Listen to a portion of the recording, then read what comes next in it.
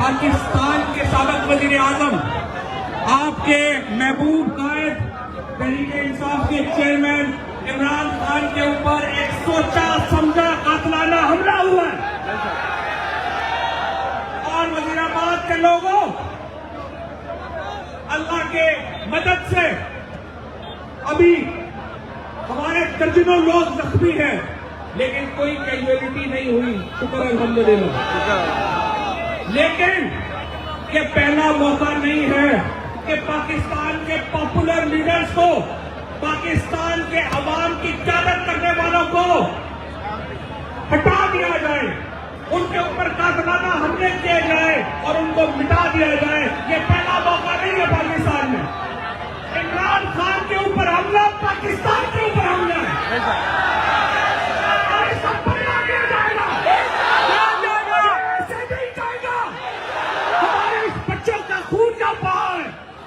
Leader का खून का पाए के बदला लोगे।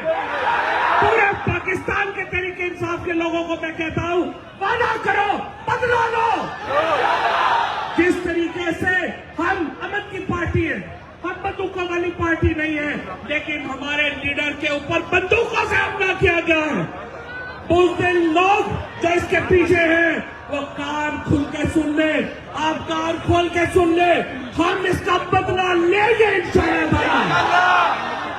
अभी सारी जो लीडरशिप है, यहाँ हमारे दोस्तों को गोलियां लगी हैं। आपके वजीराबाद के लीडर अहमद चट्टा शदीद जख्मी है, अल्लाह उन्हें सेहत दे। यहाँ हमारे फैसल जावेद शदीद जख्मी है। हमारे जो MPA साहबान थे यहाँ के, उनको गोलियां लगी हैं। उमर माहिर साहब को गोली लगी है, लेकिन इमरान खान को गोली मारी गई।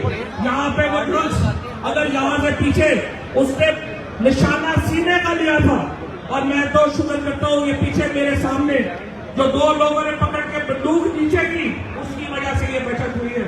और मैं अब इमरान इस्माइल साबिक गवर्नर, ये वहां से आए थे, सामने खड़े होकर गोलियां मारी गई हैं। पूरे पाकिस्तान के ऊपर यह हमला हुआ है, ये इमरान खान के ऊपर हमला नहीं हुआ। पाकिस्तान के अवाम के ऊपर यह हमला हुआ है, इमरान खान के ऊपर नहीं हुआ। और पाकिस्तान के अवाम इसका बदला लेंगे।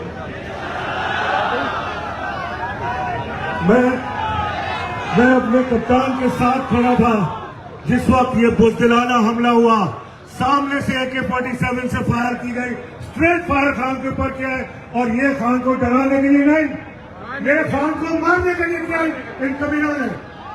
और हम इनको ये बता देना चाहते हैं कि अगर ये समझते हैं कि इन बुज़दिल हरकतों से, बुज़दिलाना हरकतों से इमरान खान को डराएंगे, इमरान खान को क्या, ये उसका एक सिपाही नहीं डरा सकते इन हरकतों से। हम अपने कप्तान की कॉल का इंतजार करेंगे। आज का दिन हम रैली यहाँ खत्म कर रहे हैं, कल अपने कप्तान की कॉल का इंतजार करेंगे। जो भी कप्तान कॉल देगा, पूरा पाकिस्तान साथ निकलेगा। निकलोगे कि नहीं? हल्फ लो, मैं कसम खाता हूँ कि मैं आईने पाकिस्तान की वफादारी करूंगा, और मैं अपने कप्तान इमरान खान की आवाज पर लब्बैक कहूंगा। जब भी मुल्क को मेरी जरूरत हुई, मेरा लहू मुल्क के लिए हाजिर है। मैं अपने कप्तान के साथ शाना बेशाना आखिरी सांस तक खड़ा रहूंगा। पाकिस्तान